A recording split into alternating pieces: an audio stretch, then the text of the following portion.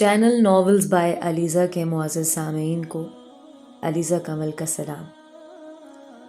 دوستو، ناولز کی اس حسین دنیا میں شروع کرتی ہوں ناول عبداللہ سے، جس کے مصنف ہاشم ندیم صاحب ہیں۔ یہ ناول عبداللہ کے نام، جو میرے، تمہارے اور ہم سب کے اندر جانے کہاں چھپا بیٹھا رہتا ہے۔ شروع کرتی ہوں قسط نمبر 1 سے، جس کا نام درگاہ ہے۔ ساحل کی طرف جاتی ہوئی مرکزی شاہراہ، جو عام حالات میں کسی جوان بیوہ کی اجڑی مانگ کی طرح بے رنگ اور سنسان پڑی رہتی تھی، اس وقت شہر کے امراء کی چند بگڑی ہوئی اولادوں کی خرمستیوں کی آماج گاہ بنی ہوئی تھی۔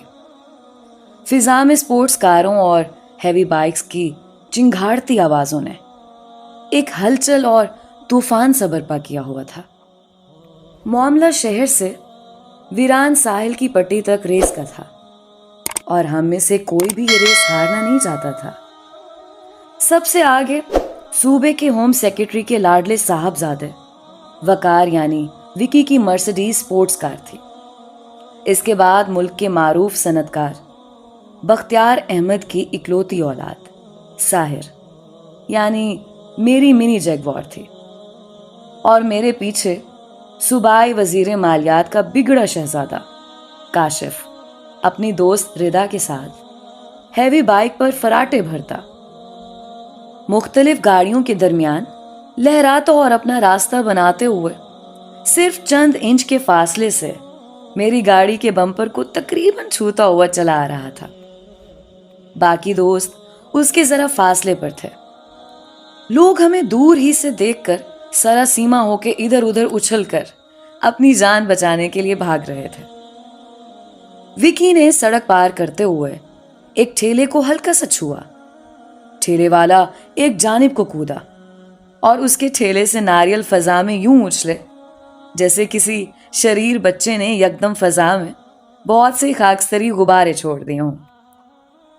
ان میں سے ایک ناریل کسی گرینیڈ کی طرح میری کار کی ونڈ سکرین سے ٹکرایا، اور شیشے پر اگلے ہی لمحے مکڑی کے جالے جیسی رگیں ابھر آئیں۔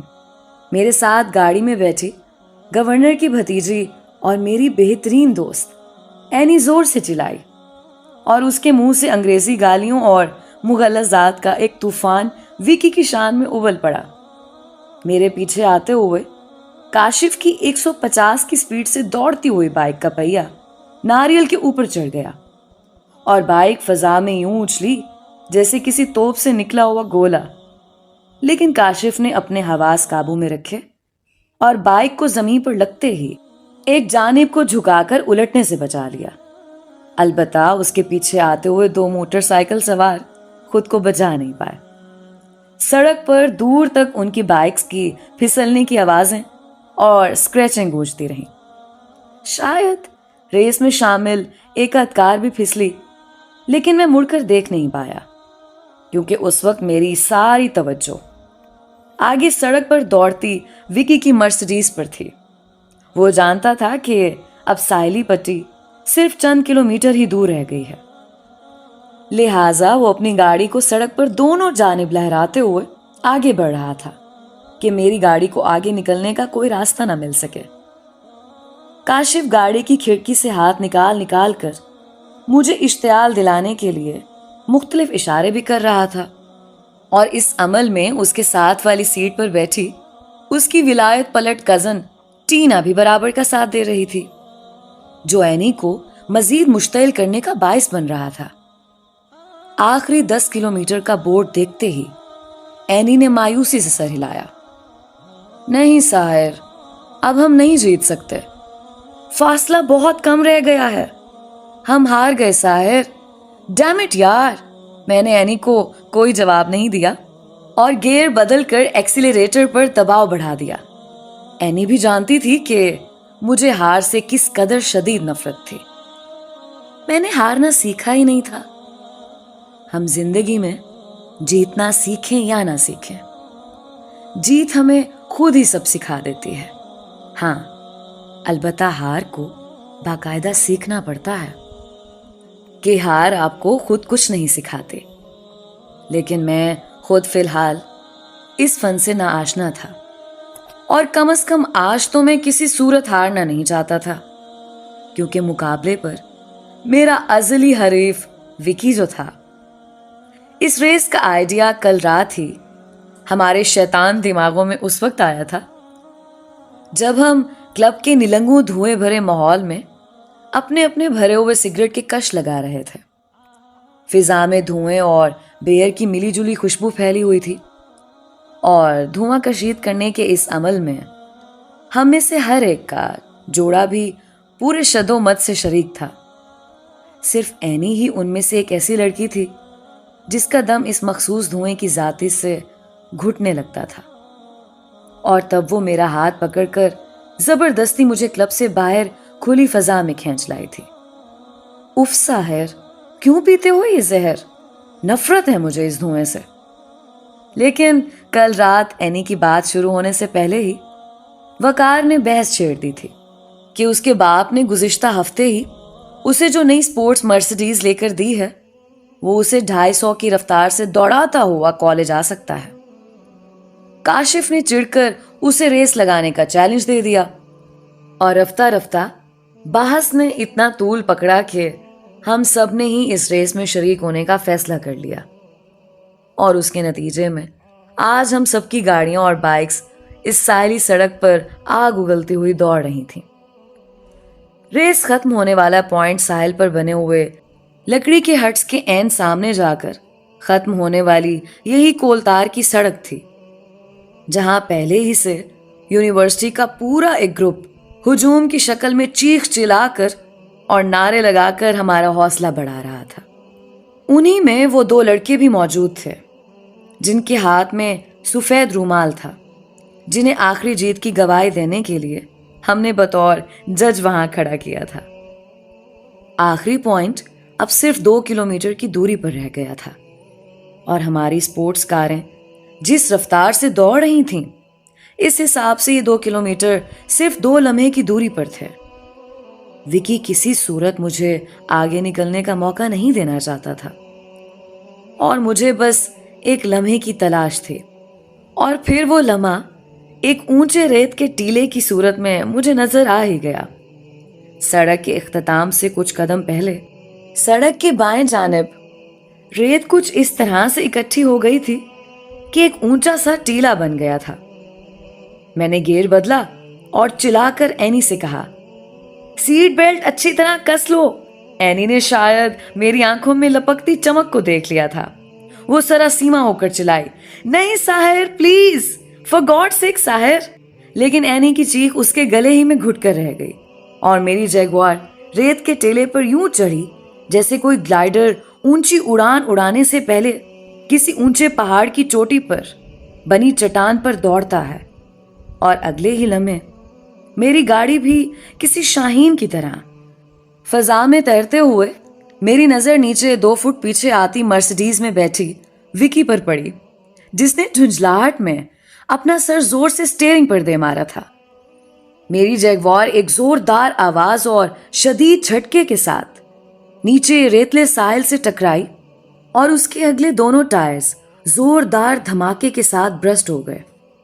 کار زور سے لہرائی، لیکن اس کے الٹنے سے پہلے ہی میں نے پوری قوت کے ساتھ ہینڈ بریک کھینچ لی، لیکن گاڑی کے بونٹ سے نکلتے ہوئے دھوئیں اور گاڑی کے فریم کو دیکھ کر کوئی اناڑی مستری بھی یہ بتا سکتا تھا کہ اب یہ کار کم از کم میرے کسی کام کی نہیں رہ گئی۔ مجھے اپنی پسندیدہ گاڑی کے تباہ ہو جانے کا کوئی دکھ نہیں تھا، خوشی تو اس بات کی تھی کہ میں نے ایک بار پھر وکی کو ہرا دیا تھا۔ ہینڈ بریک کھینچنے کی وجہ سے گاڑی نے گھومتے ہوئے ریت کا جو طوفان اٹھایا تھا وہ اب تھم چکا تھا۔ اینی، جس نے کار کے اڑان بھرتے ہی اپنا چہرہ دونوں ہاتھوں میں چھپا لیا تھا، اس نے اپنا چہرہ اوپر اٹھایا اور ایک تیز جھرجھری لے کر بولی، تم بالکل پاگل ہو ساحر، یو آر ٹوٹلی میڈ۔ میں نے اینی کی طرف ایک مسکراہٹ بھری نظر ڈالی اور گاڑی سے نیچے اتر آیا۔ سب دوستوں نے مجھے گھیر لیا تھا اور سبھی شور مچا رہے تھے۔ दूर विकी खड़ा चिल्ला रहा था कि मुकाबला जमीन पर गाड़ी दौड़ाने का था, ना कि फिजा में उड़ाने का। लेकिन कोई उसकी बात सुन नहीं रहा था।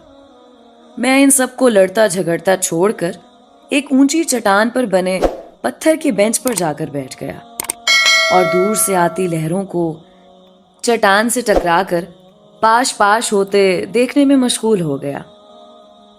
मेरी शख्सियत में एक अजीब तजाद भी था कि हर जीत फतह के फौरन बाद मेरे लिए अपनी अहमियत खो देती थी। सो आज भी यही हुआ। अभी चंद लम्हे पहले मैंने जिस जीत के लिए अपने साथ साथ अपनी अजीज जान दोस्त एनी की जिंदगी भी दांव पर लगा दी थी, अब मेरे लिए माजी बन चुकी थी और मुझे इस फतह की तकरार से कोई सरोकार नहीं था। मैंने नीचे एनी, ग्रुप और विकी को लड़ते झगड़ते देखा और उकताकर सिगरेट सुलगा ली। दफातन धुएं के नीले मरगोले के दरमियान से होती हुई मेरी नजर दूर सड़क पर दौड़ती हुई काले रंग की बड़ी सी शेवरले कार पर पड़ी। अच्छी गाड़ियां बचपन से मेरी कमजोरी थी और जो लोग कारों के बारे में थोड़ा बहुत इल्म रखते हैं वो ये भी जरूर जानते होंगे कि शेवरले को कारों की शहजादी कहा जाता है और नए मॉडल की ये शहजादी तो अब हमारे यहाँ तकरीबन नापैद हो गई है। मेरी तमाम तर तवज्जो उस शानदार गाड़ी की जानिब मबजूल हो चुकी थी जो अब साहिल के किनारे मौजूद पहाड़ी सिलसिले के अंदर तराशी हुई सफेद पत्थर की सीढ़ियों के करीब आकर रुक चुकी थी। गाड़ी में से कुछ लोग उतरकर उन संगी सीढ़ियों की जानिब बढ़ गए जिनका इख्तिताम पहाड़ी की चोटी पर बनी हुई एक दरगाह के वसी सहन में जाकर होता था। मैं उस कार से बहुत दूर एक दूसरी पहाड़ी चट्टान पर बैठा हुआ था, इसलिए मैं कार की सवारियों और उनके हुलिये पर ज्यादा गौर नहीं कर सका।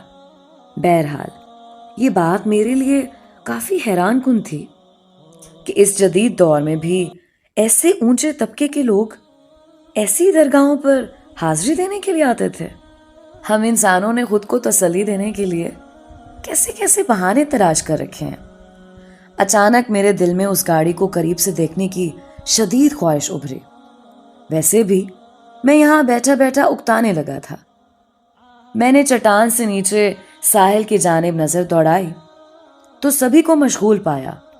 कोई बारबेक्यू की तैयारी कर रहा था तो कोई अपनी गाड़ी से बड़े दो कामत स्पीकर और म्यूजिक सिस्टम उतार रहा था।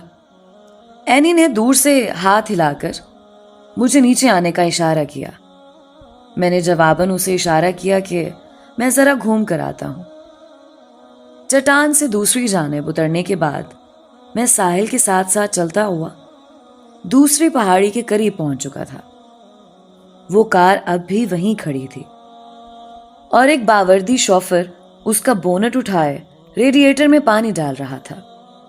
कहते हैं सवारी भी इंसान की नफासत को जांचने का एक जरिया होती है और इस कॉल की परख अगर उस गाड़ी से की जाती तो यकीनन उसका मालिक इंतहाई नफीस शख्सियत का मालिक होना चाहिए था, क्योंकि गाड़ी को बड़े सलीके से संभाला गया था।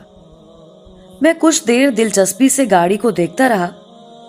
इतने में ड्राइवर ने मेरी मावियत नोट कर ली और मुस्कुरा कर बोला, क्यों साहब, क्या देख रहे हैं? गाड़ी पसंद आ गई है क्या? मेरे होंठों पर भी मुस्कुराहट फैल गई।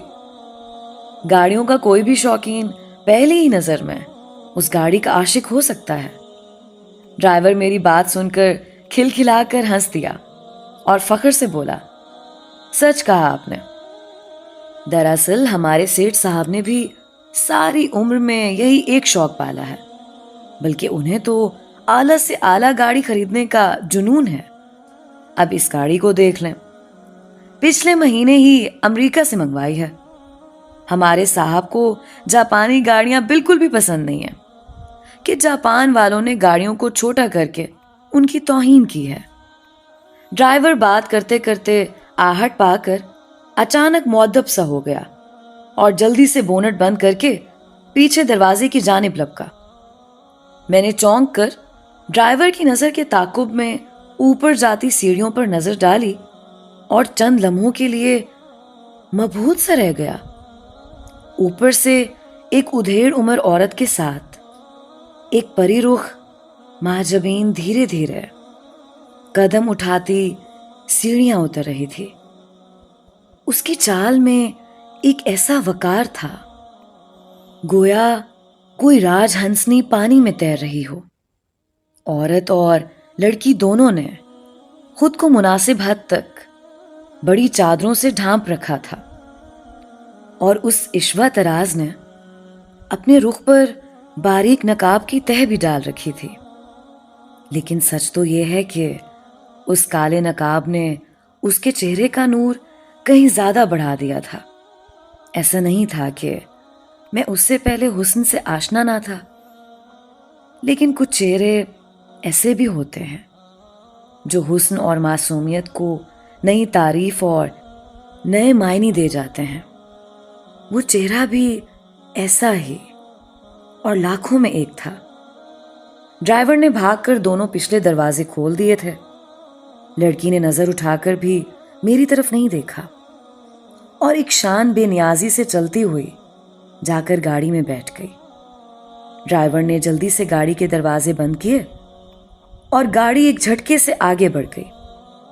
تبھی مجھے بھی جیسے ایک جھٹکا سا لگا اور میں اپنے حواس میں واپس آ گیا، لیکن تب تک کار کافی دور جا چکی تھی۔ مجھے خود پر شدید غصہ آیا۔ ایسی بھی کیا بے خودی، کم از کم مجھے گاڑی کا نمبر تو نوٹ کر لینا چاہیے تھا۔ اس وقت میں خود اپنی اس عجیب سی بے چینی اور کچھ کھو دینے کی کسک کو کوئی بھی نام دینے سے قاصر تھا۔ میں نے زور سے سر کو یوں جھٹکا جیسے خود کو ان بے حد اداس اور ساکت جھیل جیسی آنکھوں کے سحر سے آزاد کروانے کی کوئی ناکام سی کوشش کی ہو۔ اچانک ہی میری نظر پہاڑی کی چوٹی پر پڑی اور میرے قدم خود بخود ان پتھریلی سیڑھیوں کی جانب بڑھ گئے جن کا اختتام اوپر بنی درگاہ پر ہوتا تھا۔ شاید میرے دل میں کہیں نہ کہیں ایک خواہش مچل اٹھی تھی کہ آخر ایسی کیا بات ہے اس پتھر کی بنی سفید اور سادہ سی عمارت میں جس کی زیارت کے لیے اس گل رخ کے کومل قدم اتنی دور تک اٹھے تھے۔ دور سے دیکھنے میں وہ درگاہ اتنی اونچائی پر نظر نہیں آتی تھی، لیکن جب میں آخری سیڑھی چڑھ کر درگاہ کے صحن میں پہنچا تو پسینے سے شرابور اور ہانپ رہا تھا۔ وہاں خاصے زائرین موجود تھے جو اپنے طور پر اپنی اپنی منتوں کی قبولیت کے لیے کچھ نہ کچھ تدبیر کر رہے تھے۔ کوئی پھولوں کی چادر چڑھا رہا تھا تو کوئی لنگر خانے میں دیگیں کھلوائے بھوکوں کو کھانا کھلا رہا تھا۔ ایک جانب ایک حاجی صاحب دودھ میں زعفران اور روح افزا گھولے اپنی سبیل چلا رہے تھے۔ ایک جانب چند افراد مورچہ لیے درگاہ کے اندرونی حصے کی صفائی کر رہے تھے۔ مجھے ایک لمحے کو یوں لگا کہ جیسے جس کا گناہ جتنا بڑا ہے وہ اسی حساب سے کفارہ ادا کرنے کی صحیح میں لگا ہوا ہے۔ لیکن کیا یہ سب کچھ کرنے سے ہم انسانوں کی منتیں پوری ہو جاتی ہوں گی؟ کفارے ادا ہو جاتے ہوں گے؟ میں اپنی سوچوں میں غلطاں کھڑا تھا کہ اچانک میرے عقب سے ایک بھاری لیکن ملائم سی آواز ابھری۔ کیا میں آپ کی کچھ مدد کر سکتا ہوں؟ میں چونک کر پلٹا۔ میرے سامنے میری ہی عمر کا ایک نوجوان ہاتھ میں تسبیح اور ہونٹوں پر ایک میٹھی سی مسکراہٹ لیے کھڑا تھا۔ سفید رنگ کے کرتے شلوار میں ملبوس اور چہرے پر کالی گھنی شرعی داڑھی خوب جچ رہی تھی۔ اس کی آنکھوں میں ایک خاص چمک اور لہجے میں عجیب سی مٹھاس تھی۔ میں نے مسکرا کر جواب دیا، جی بہت شکریہ، میں بس یوں ہی اس طرف چلا آیا تھا۔ آپ کی تعریف؟ تعریف کے لائق تو کچھ بھی نہیں ہے میرے پاس۔ ہاں، البتہ تعارف کے لیے نام عبداللہ ہے.